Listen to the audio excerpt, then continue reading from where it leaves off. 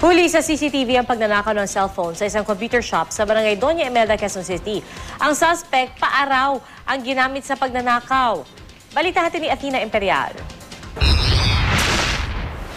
Setyembre ang 9 bandang alas 4 ng hapon. Abalang naglalaro ng computer ang mga kalalakihang ito sa isang computer shop sa barangay Doña Imelda sa Quezon City. Pero ilang sandali pa, nagnakaw ng cellphone ng isa sa mga customer ng shop na siyang nakuna naman ng CCTV. Katatapos lamang daw maglaro ng suspect na kinilala sa alias na Ruel.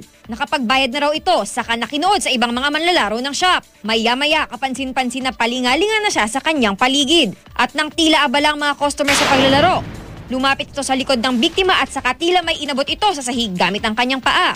Agad naman itong yumuko at dinampot ang cellphone na mabilis nitong ibinulsa. Ang biktima naman, biglang tumayo nang mapansing nawawala na ang kanyang cellphone.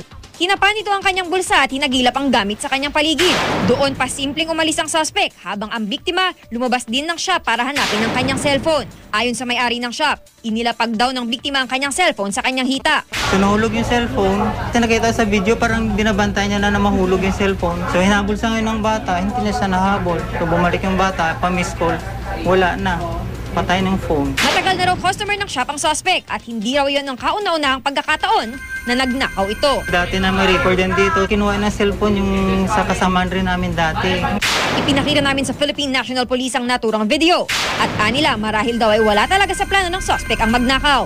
May nalaglag na cellphone at yun, para sa kanya isang pagkakataon na, no? Para makapanlamang sa kapwa. At yun nga, kaugnayan doon, yun ang lagi natin panawagan. Maging maingat din sa mga gamit natin. Athena Imperial, GMA News.